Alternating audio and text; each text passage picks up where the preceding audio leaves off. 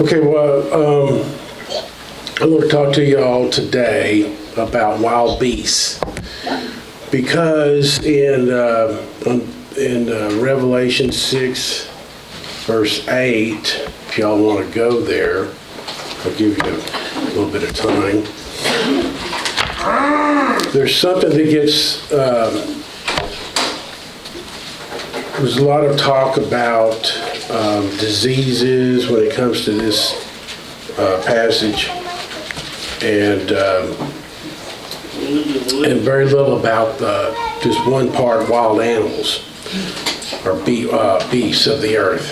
And so that's what I want to talk about. There's not a lot said about it in the New Testament. It seems to come up in the Old Testament more, and it's just a form of punishment. And so I'm going to bring up a lot of scenarios, okay? And so in the New King James Version, starting verse 7, talking about the fourth seal opening, it says, "When he opened the fourth seal, I heard the voice of the fourth living creature saying, 'Come and see.' So I looked, and behold, a pale horse. And the name of him who sat on it was Death. And Hades followed with him, and power was given to them over a fourth of the earth, to kill with the sword, with hunger, with death, and by the beasts of the earth." So I like to bring up the New King James Version.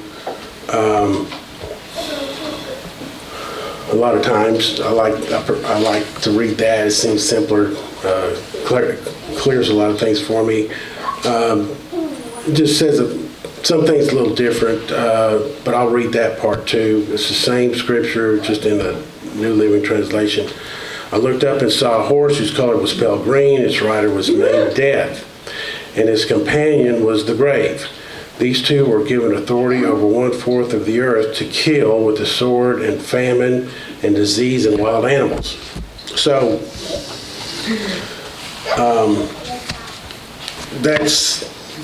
we're going to try to focus in a little bit about that. So let me ask y'all a question. Have you ever considered having a tiger, like a Bengal tiger, for a pet? You know, hey, let's get a big cat. If you did, how far did you go with it? How much does a tiger cost? Where would you keep the tiger? Male or female? What are you going to feed it? How would you keep it fed? What are the vet bills? Do you take the tiger to the vet, or does the vet go to the tiger? Do you have the claws removed? Obvious things like that when you go get a tiger for a pet. So seems bizarre to me for even considering something like that. And I was talking to a friend of mine. Pat and I were having dinner with some friends, and he was like, "Yeah, he would consider it." He's just kind of like, "Yeah, I've thought about it." And but it's not really so bizarre a thought for other people. On October 4th, in 2003, some New York City police officers raided a Harlem apartment to find Ming, a 400-pound plus Siberian Bengal mixed tiger, along with an alligator in New York City, in Brooklyn. As the story goes, a man named Antonio Yates bought a tiger cub for a couple of $1,000s, and he just grew into an adult. And so one of the most frequently repeated statements regarding tigers in the United States is that there are more tigers in Texas than in all the wild tigers and populations combined worldwide. So there are about 2,000 to 5,000 tigers in Texas. And that's a pretty broad range, 2,000 to 5,000 tigers in Texas. So a lot of the people that have tigers for pets also like to have African lions, North American mountain lions. They even like cheetahs and leopards and black panthers. People that do this, they may have bears, wolves, exotic lizards, and snakes. I know a friend of mine in the church, He's got some exotic lizards. I used to have that growing up as a kid. I had a boa constrictor. And it was just, everybody thought it was real strange, but my dad's from Mexico, and that was like, well, that's what you have for a pet. You have some kind of snake constrictor, so. And I thought it was pretty cool. And so, and people up north, you see it, they have bears and wolves and these hybrid wolf dogs, and it's not that uncommon. I don't know if you've ever watched I think it's on Netflix, or used to be, the story about Joe Exotic, aka Tiger King, and he had this rival, Carol Baskin, who also had big cats out in Florida. He's up in Oklahoma, and it was basically a big cat ranch, and an exotic zoo. You see these exotic zoos, and when you're traveling, you're going somewhere, you pull off the side of the road, somebody's got an exotic zoo. And so it's more of a business. But anyway, this is the thing. And so there's an estimated 5,000 big cats in captivity in the United States, which the United States leads the world in tiger populations with 8,000 tigers worldwide. Big cats are kept as pets in backyards and houses in many United States where there are no laws prohibiting their keeping. So although exact numbers are difficult to determine, India has by far the biggest population of wild tigers. As many as 3,346 tigers are thought to reside in India as of 2019, and that's just an estimate. So according to this article, if you live in Texas, you could own your own tiger for as little as $900 to $2,500. So I tried to verify that, and one of the things I looked at was about $50,000 plus. So I don't know, take what you want out of that, but tiger ownership is pretty high. They are less expensive than many common pets, and they have a high wow factor. There are a lot of people that like to have exotic animals for pets. So anyway, Mike Tyson, he had a tiger for 16 years. He slept in his bed with him, and what's her name? Megan Griffin, or I forget her name, but anyway, she had a tiger. But anyway, Mike Tyson's tiger weighed about 550 pounds, and it's just pretty common. I remember seeing him talking about it. He would get real jealous. His tiger would get real jealous if he did certain things, so you had to be careful around that tiger. So anyway, while small, privately owned, and no longer maintained, so there are a lot of people that have exotic animals that the police and authorities end up getting involved and eventually have to rescue some of these animals left in cages and in a helpless situation. They need to be watered and fed. And while it's small, privately owned and no longer maintained facility that has lions, tigers, bears, and other exotic animals might sound pretty crazy. It's really not that uncommon. It's really not. So some people get the idea that they want to have an exotic animals, and they end up doing it for a few years while they're young and healthy, and things are going well in their life, and then something happens, they get sick or something, have an accident in the car, they're put up, and they can't take care of their animals. So then the authorities have to get involved. And so that's just, imagine that in the future. There are animals out there that are going to get turned on people for whatever the situation is. When that fourth seal gets open, you go to the Everglades. There's hardly any mammals in the Everglades now. It's all reptiles, and I saw something yesterday or the day before yesterday, the Nile crocodile. They're finding Nile crocodiles in the Everglades, and those are the huge ones, and they pretty much eat about anything there is. And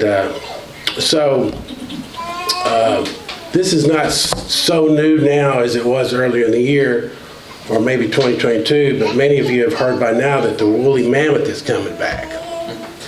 I don't know, have you heard about that? But it's like a real-life Jurassic Park story. So they're bringing back the woolly mammoth back to Siberia to help solve climate change. And apparently it went extinct 10,000 years ago, and along with that, they're bringing back the dodo bird, the Tasmanian tiger, the Christmas rat, the Pyrenean ibex, looks like a mountain goat, some like an aoudad, at least the horns do. And they're also bringing back an auroch, which is a prehistoric cow that became extinct in the 1600s, and the Christmas frog. So I don't know, these are chimeras. They're kind of a cross. They're not exactly the same thing the way I understand it. But there's a lot of things that get brought into an area that they can't get rid of. Like where we live, we've got these deer that were brought in from Sri Lanka. We have white-tailed deer, and we have these, we call them axis deer, but they're actually chital, and they're very, they have 2.7 liters a year. They multiply like crazy. And they're good to eat, you know, and so we can hunt those year round, and that's nice. But we also have wild pigs and many other things that are not supposed to be in the balance of nature sort of thing. But there are things that are being brought back from extinction. There's this super pig coming from Canada. We'll read a little bit about that. Excuse me. Scientists are concerned those invasive super pigs coming soon, spreading through the Dakotas, Montana, Wisconsin, Michigan, Minnesota. Y'all seen any of those super pigs? According to Field and Stream, these Canadian hogs are a cross between a wild boar and domestic pigs. And I suppose the wild boars, they're talking about the Russian strain. The genetic makeup equips them to handle the cold climates. They were crossbred so that they could raise them in colder temperatures of Canada. Then the market fell out about two decades ago, and they just turned them loose. These farmers just turned them loose. And they're running free, and there's just nothing can stop these. They multiply. They have 2-3 litters a year, and as soon as they're, a few months old, they grow full size, and they're having litters. And so we have similar situations. We've been dealing with those in Texas, and there are many places. And they're hard to eradicate once they get started. These wild pigs that are coming from Canada, they feed on anything. They gobble up tons and tons of goslings, little baby geese, the ducks, and they can take down a white-tailed deer, even an adult. Originally, it was like, wow, this is something that we can hunt, but it's become clear that they're threatening the wildlife, white-tailed deer, elk, especially waterfowl, not to mention the crop damage.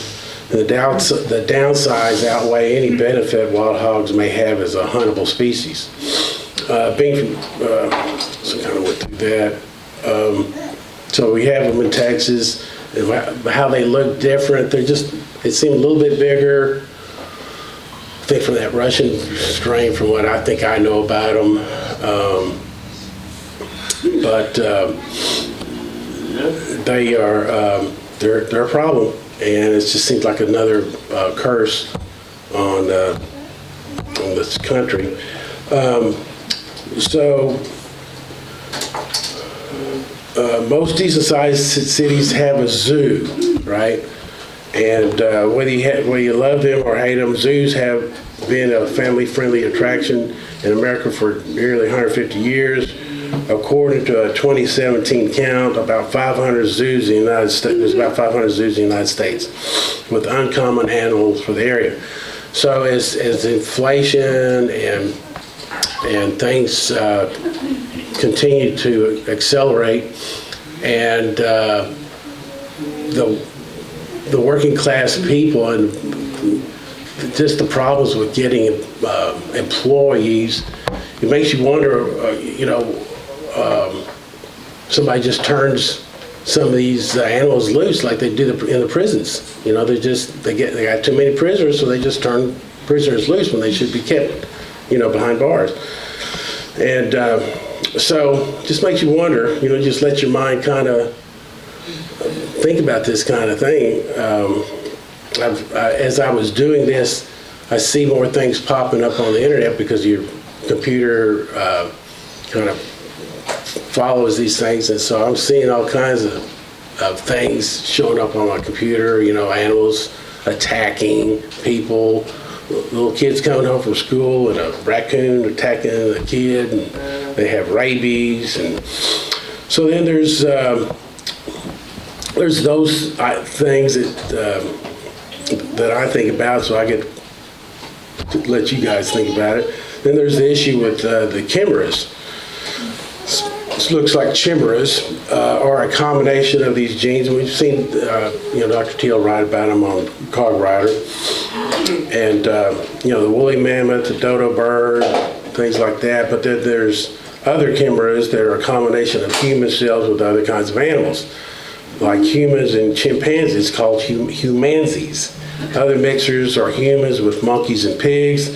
You hear about it in the news, are trying to combine human and pig organs and put them into people so they can, live longer. And it sounds real good in some ways to the common person. In 2017, American researchers succeeded in creating a human-pig chimera embryos with the ultimate goal of one day growing human organs and animals for transplanting organs in humans. So, I also consider some of the animals that have been brought back from near extinction, like the grizzly bear. The grizzly bear. There may not be anything more dangerous than a grizzly bear if it has its intentions on hurting a person or animal. There's so many of them now that there has been talk of removing the grizzly bear from the endangered species list, but that hasn't happened yet. These things can run 40 miles an hour, full grown. You can't outrun one of these things. Barely do it you can't really do it if you're on a bicycle.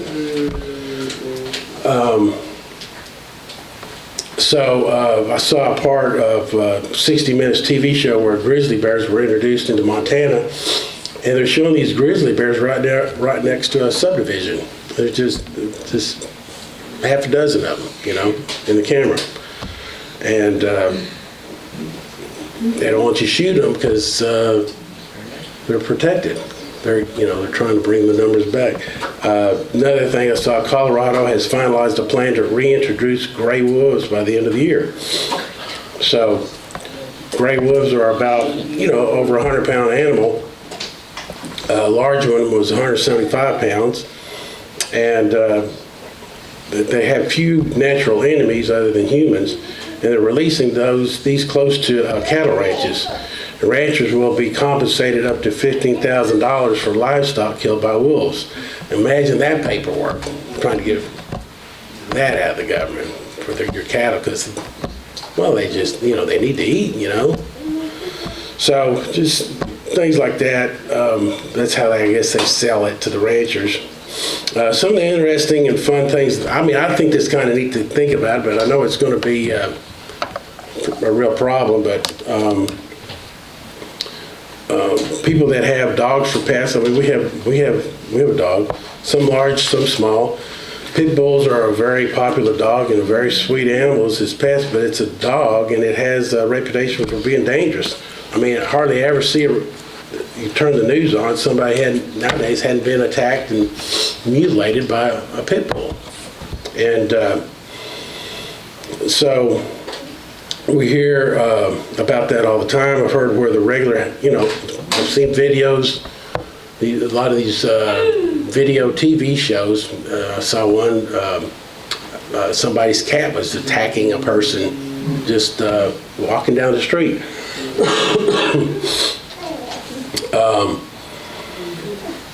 I can tell you a few stories of feral cats getting under our porch.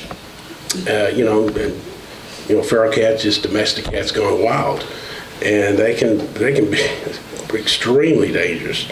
Had a few take up, like I said. So, and when I was doing this back in January, thing popped up. Female dog walker, 28, was mauled to death by the dog she was hired to walk. This is in the UK.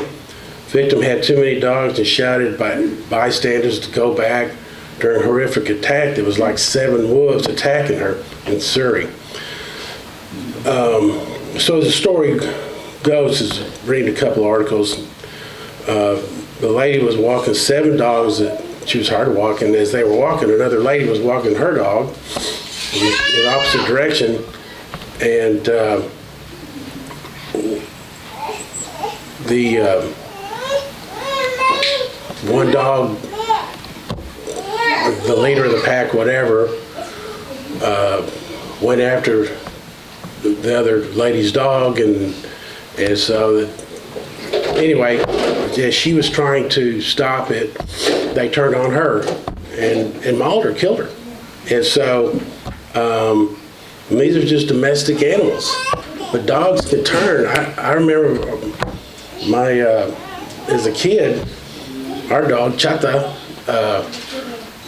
we had a dog trainer. For some reason, we had a dog trainer come by the house, and all just in how he pulled on that leash to make our dog turn on us, just to show that it's just that easy. Look, I can train the dog to be like this, and I mean, that instantly was like wanting to bite me. So I've seen it at dog parks when we go to dog parks, and the dog would come under the owner. Was real attached to the owner, and our dog would come up, and the person would pull on the cord, and they're just wanting to attack. And it's just pretty easy. They're not really trying to do that. It's just that they snap. So another thing that I saw come up in California mountain lions attacked second child in less than a year, leaving most recent victims in a trauma center. Giant cats typically avoid people, with only 20 attacks recorded in over a century. Another story. So this story here, try to summarize it real quick. The attack was the second mountain lion attack on a child less than a year. The other one was a boy back in September when this was started. So this was in like January, and so before that was in September. A boy was attacked while walking a trail with his father in Los Angeles. So apparently in California they have a lot more mountain lions that are just not as,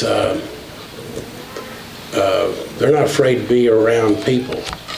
And we have them in Texas, we have them in our area, but they're hard to find, they're hard to see. And then there was another story, mountain lion captured inside a California high school. Teachers, students were locked in classrooms and evacuated. So sightings in California are common, but sightings in Texas are more rare. At least they are not common. Saw one for a brief second one morning that was walking between 2 shrubs about 250 yards away from the house. Then about 6 months later, I left the house to go for a walk and returned about 40 minutes later to see a deer about 40 yards away from our house, halfway eaten. Between the time that I left and returned, this is like 8:30, 8:40 is when I was taking the pictures. So I guess when we came back, my dog saw us coming and it left. But it had pretty much halfway eaten that deer. And I was following this kind of stuff. There's a video where these people have these radio collars on mountain lions, and they travel up to 250-mile range, you know. So 150 to 400 square mile range according to this article. So so I'll get into some here. So perhaps about a year plus into the opening of the third seal, with the world in the economic condition it's in, with the scarcity of food for people, and many people cannot afford to take care of their pets the way they used to. I'm sure that even the local zoos need more money to take care of their animals they have. With the rise of inflation, I'm sure it's more expensive to properly take care of all of them. So we went through the fourth seal, what that's about. So talking about this, I'll break down some of these words here. So the Greek word used for beast is therion. It's Strong's G2342, and it comes up. Therion comes up 46 times in the New King James of the New Testament, and not to be confused with G2934, which is katanos, which is property like a domestic animal, only comes up 4 times. So out of those 47 times, 47 times, 8 of those scriptures in the New Testament, one of them, Mark 1:13, he was there in the wilderness 40 days, tempted by Satan, and was with the wild beasts, and the angels ministered to him. So another one's Acts 10:12, Peter's vision, and in it were all kinds of 4-footed animals, of the earth, wild beasts, that katanos, creeping things, and birds of the air. These scriptures here really doesn't focus on prophecy, all right? So the other 38 times that therion is mentioned in the New Testament is mentioned all over the book of Revelation.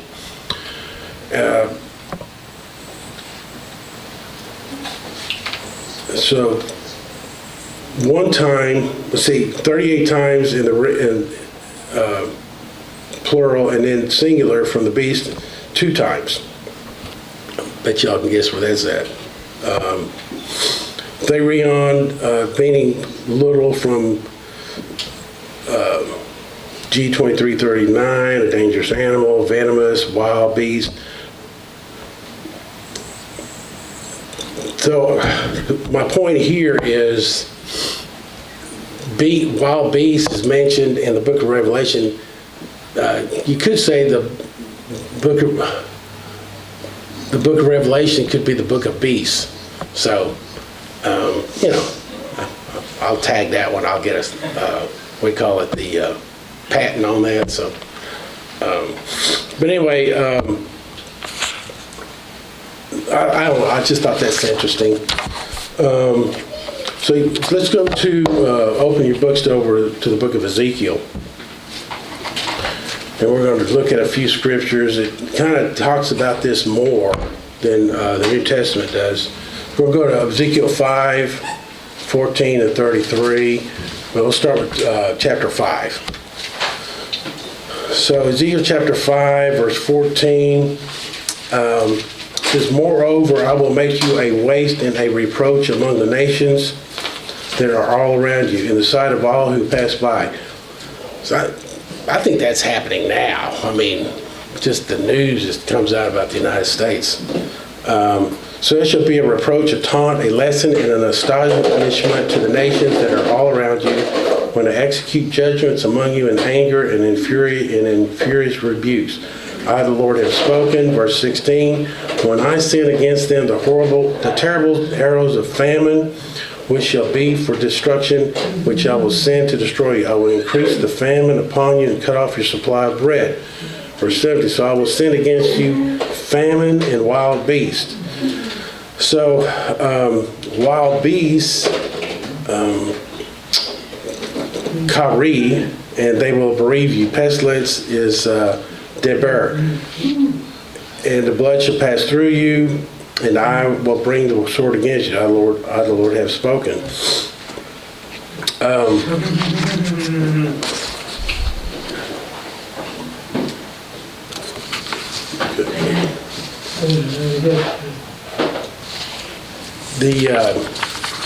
So the thing I want to point out here is that verse 17 says, well, I'm going to read this, the New Living Translation version of that. On verse 16, I will shower you with deadly arrows of famine to destroy you. The famine will become more and more severe until every crumb of food is gone. And along with the famine, wild beasts will attack you and rob you of your children. It makes me think about these two boys that got attacked by the mountain lions, but they were not killed, but maybe it's just a prelude to it. Excuse me. Disease and war will stalk your land, and I will bring the sword of the enemy against you. I, the Lord, have spoken. So the thing I want to point out here is that verse 17 says, along with famine, wild animals will attack you and rob your children. I've heard people in the past say that wild beasts and pestilence are the same thing, and they're not. They're separate, distinct punishments. In Ezekiel chapter 14, verse 15, the word of the Lord came again to me, saying, Son of man, when the land sins against me by persistent unfaithfulness, sounds like us in this country, I will stretch out my hand against it. I will cut off its supply of bread, send famine on it, and cut off man and beast from it. Even these three men, Noah, Daniel, and Job, were in it.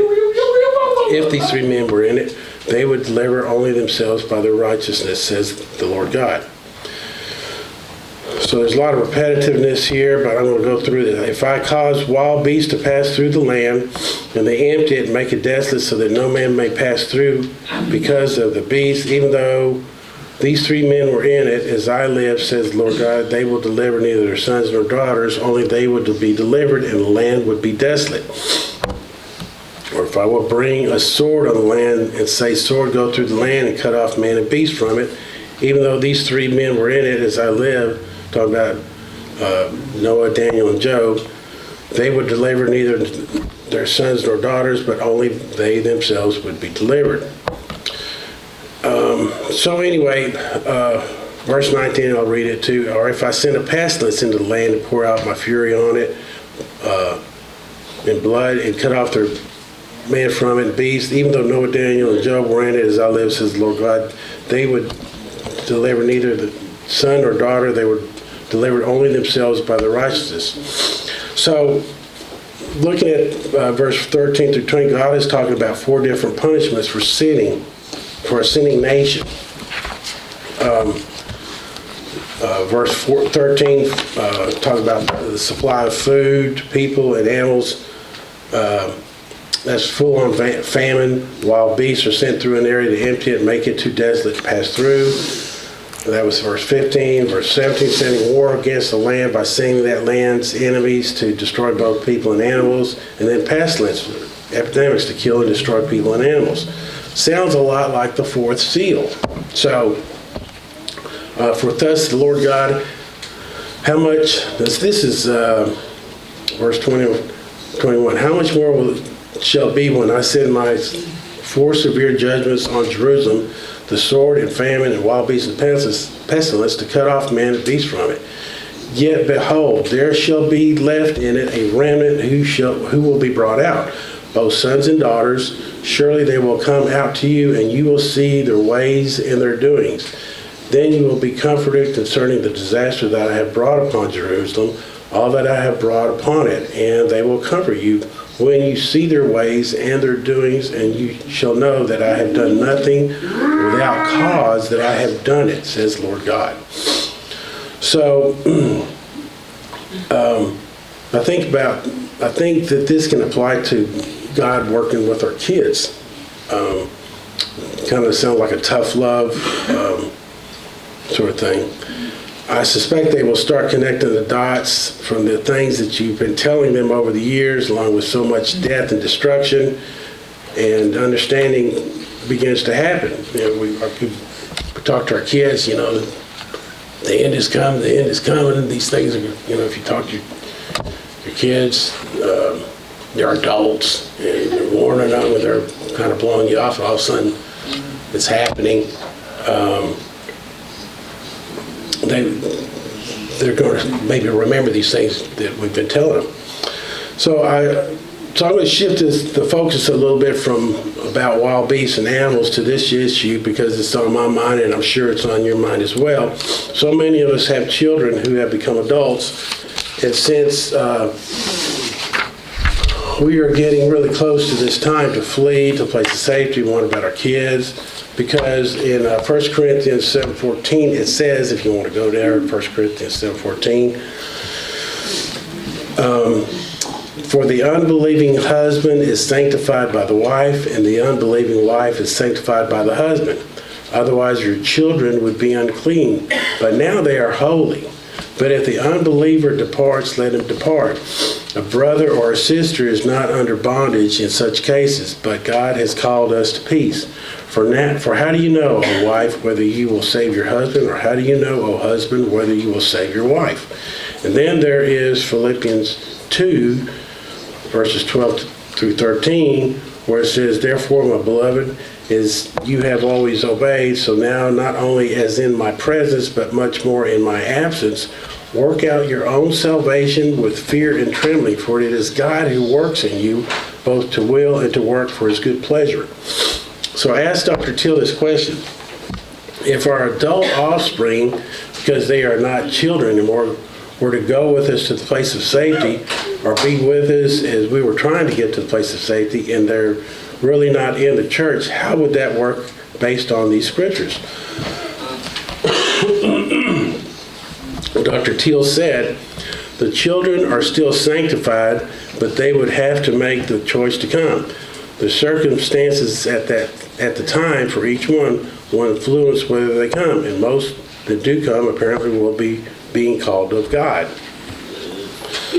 Just how do you speak to your children pertaining to these times coming up, and the probability or the opportunity or the need to flee? Do you even bring it up? They're not children anymore. They have, most of these we're thinking about are not children anymore. They have their own lives, their own places. They have their careers. They pay their own bills. They're paying their taxes. They're trying to do the whole life balancing act. Let me guess, some listen, others kind of blow you off about that. And I have some of my own ideas how to approach them, and maybe, it's a good opportunity to have some discussions about this, but it's just something to think about, something to consider, because we think about our kids. So back to wild animals.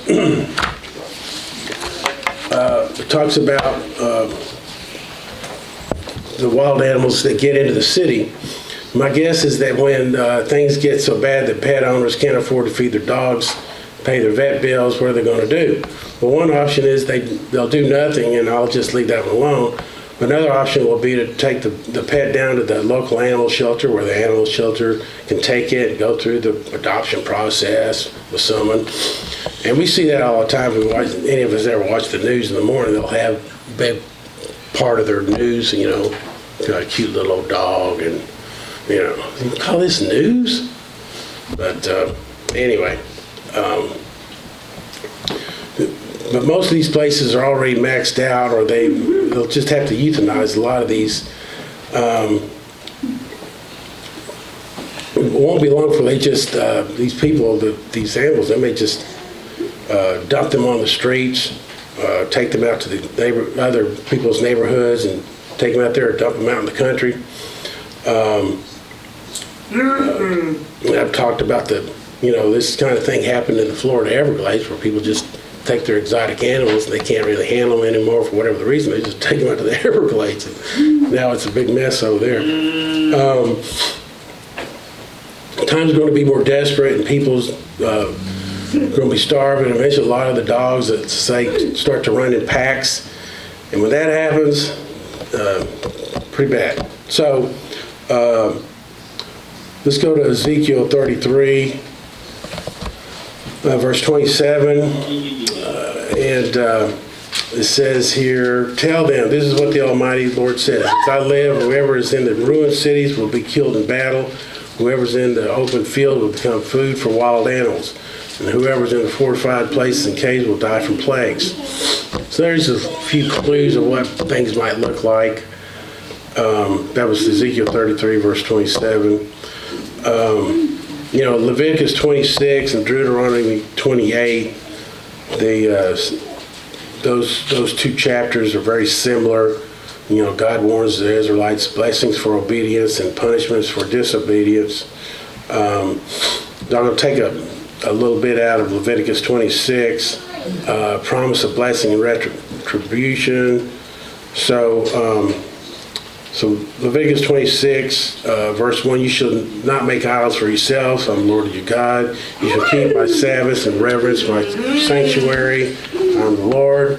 If you walk in my statutes and keep my commandments, and before them I will rid the land of evil beasts, and the sword will not go through your land. But if you do not obey me and you do not observe all these commandments,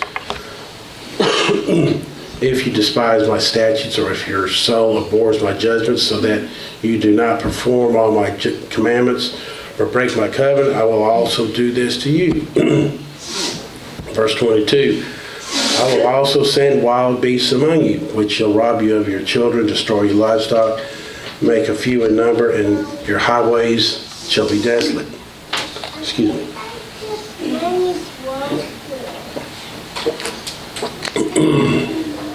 "And if by these things you are not reformed by me, but walk contrary to me, then I will also walk contrary to you, and I will punish you yet 7 times more." Verse 28, "I will bring a sword against you that will execute the vengeance of my covenant. When you are gathered together within your cities, I will send pestilence among you, and you shall be delivered into the hand of the enemy." So Deuteronomy 28 is very similar to that.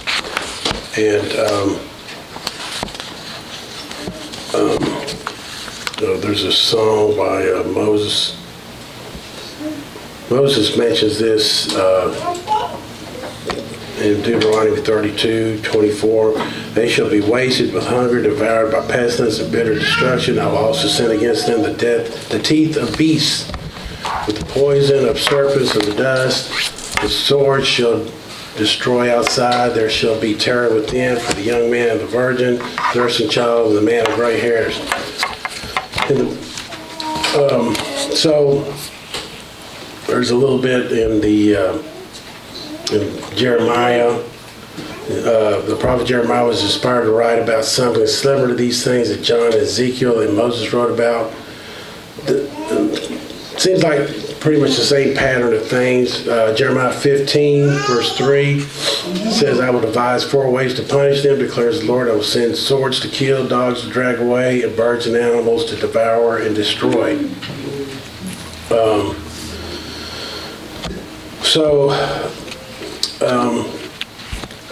Also there's verse Deuteronomy 32, "I will heap disasters upon them, shoot them down with my arrows. I will weaken them with famine, burning fever, and deadly disease.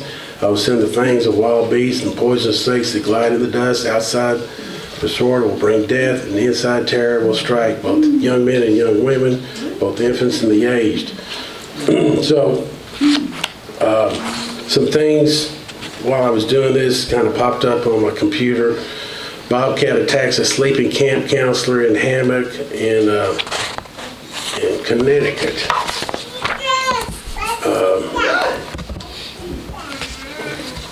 It says here, a bobcat attacked a camp counselor when he was on a youth trip in Connecticut. Officials told the news outlets.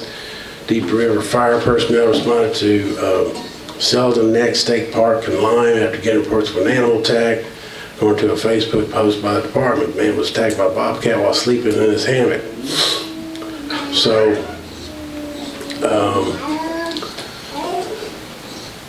3 adults and 9 minors were transported to Rivertown Landing where ambulances was waiting for them. So, bobcats, pretty freaky if they're aggressive, right?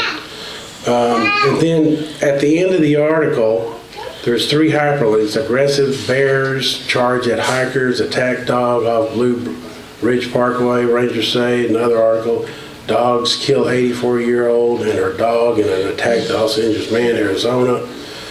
Another article: coyote mauls 9-year-old walking with sister until bystanders step in, Canada cops say. So I don't know how common this type of stuff is. I know at one time, animals, they steered clear of people best they could if they were just normal. But I see, another thing I see, I'm just kind of guessing at this stuff, it just pops up in my head, the perfect storm. Now, I'm not trying to say the forest seal's open, because in January, a woman in the UK got mauled, killed by her dog, by these dogs she was walking, or 2 children were attacked by mountain lions, California. People get attacked by dogs a lot, and sometimes it gets reported in the news. The kids, they were just attacked, they didn't get killed. Another thing popped up. Let's see here. I saw a recent report in the news about people on the West Coast getting attacked by seals. This was just not too long ago. Seals were attacking people. I saw a report in the news where a lady in Montana, she was just kind of going down, she was in a freshwater lake or a river and got attacked by an otter. There has to be a lot more than this to qualify for the forest seal to be open. And a combination of famine, sword, disease, and wild animals on a larger scale than this to qualify for the determination that the forest seal has been open. And I'm not going to be the one to make that announcement. That would be Dr. Teal. But it's coming. And you might start seeing this kind of stuff pop up in the news.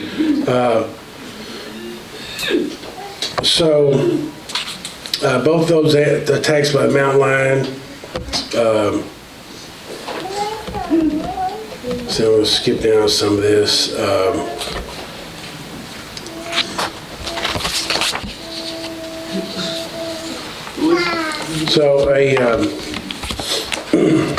A typical American city of 50,000 people, there are about 11,808 dogs. 50,000 people. Just say, just round it off 12,000. It's easier for me, but along with that, you have cats. A smaller number, but we're just talking cats and dogs here. Now, what kind of problems can a pack of feral dogs do in a community of starving and sick people? Then add to the list of if rabies gets out of control, feral dogs, feral hogs, feral cats, raccoons, skunks, then all the other animals and reptiles and birds. Think about the cities that have zoos, and in chaotic times like these someone just turns the animals loose there, like they're doing in the prison system. And consider all the cameras that are being created and all the weird things that might come from that. Consider also animals that are on the endangered species list, like grizzly bears and wolves. They're all allowed to roam and hunt as they wish and are protected from hunters by law. The animals that people are allowed to keep as pets, lion, tigers, bears, and wolves, then add the wild animals that come into the city from the countryside. As times get harder and costs continue to go up, what's going to happen to the responsible pet owners? Duties like feeding, vaccinations, and cares. Like everything else, vet bills going to cost more. Eventually, some things have to get neglected. And keep in mind, we will not be isolated just to the USA. Same will happen elsewhere. We're so used to being in this land of protection that we see that it's going away. And people with their dogs and cats, what about those tigers and all these exotic animals that are people's pets?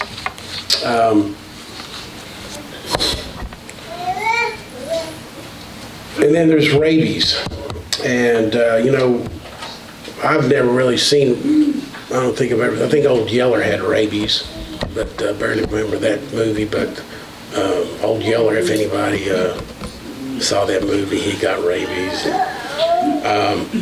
But you can get on YouTube and do a search what it looks like, and there's people, I saw a video of a lady's outside watering her lawn, and a fox came up and just attacked her, and saw a kid trying to go home, coming home from school, and a raccoon attacked her. And I mean, it's if you're not ready for that, I mean, even if you're ready for it, it's looked pretty bad on that video. But you need to keep an eye out for this kind of stuff. So I'm going to do a little bit on rabies here.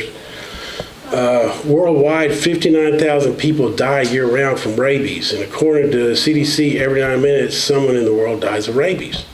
5 people died of rabies in the United States in 2021, the most in a decade, with 3 of those deaths occurring within a 6-week period.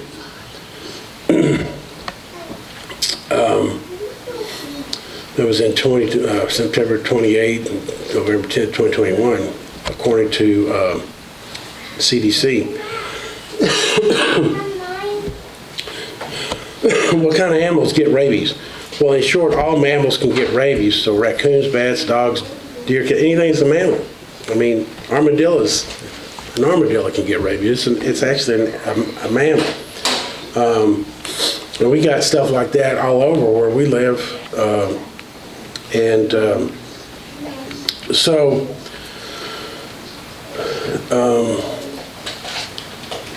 Rabies in Latin means madness or rage. And, I've seen it translated as rage poison, kind of goes with the times, A raccoon can start showing signs of aggression within a day after it has been infected with rabies. And the way rabies travels in the body, it goes through the nervous system, so it's not like through the blood system. So if you get bit in the leg down near your feet, it will take longer for it to travel to the brain. I saw another video where a father and his son got attacked by a fox in the garage, and that fox just jumped right in their face. And so if you get bit by a wild animal, you need to get rabies, vaccination, because it doesn't take long from there to get to the brain, and then you've got problems. I saw videos of a raccoon. Someone real close to the raccoon these wild animals don't always show aggression, but all it takes is a scratch or something, and then you've got a problem. An animal infected with rabies loses its normal sense of fear with people. So that's I saw a video that looked just like something like that was going on. Go on YouTube and refresh yourself what an animal looks like that has rabies. There's a video of a guy in India who's got it and he's about to die. And he's got fear of water, hydrophobia, can't drink water. It's a real gruesome death. So I got a lot of stuff here and I really don't want to read. And about the time, I think Dr. Seal said I need to cut it off. Here's I've got something from a transcript of a video from Kansas State University, Dr. Susan Moore. I'll read that real quick and try to close this out. Also, what animal has killed more people than any other animal in the world? A mosquito. So, from mosquito bites, whatever the diseases they can carry.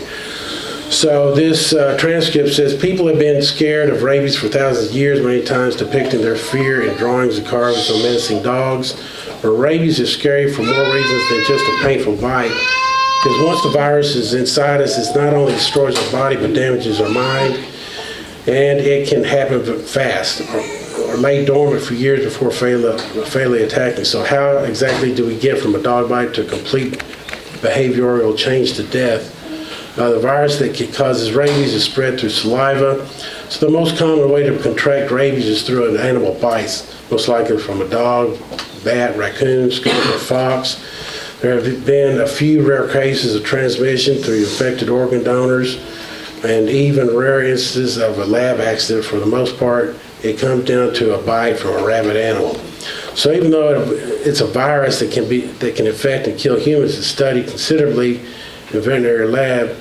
Dr. Susan Moore, laboratory director of the Rabies Laboratory at Kansas State University, says part of the veterinary diagnostic lab within the vet school here. We have the largest rabies serology laboratory in the world. So the rabies virus is in the family.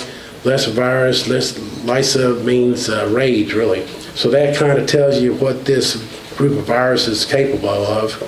And what they're capable of is causing a very quick and painful death caused by the virus making its way into your brain.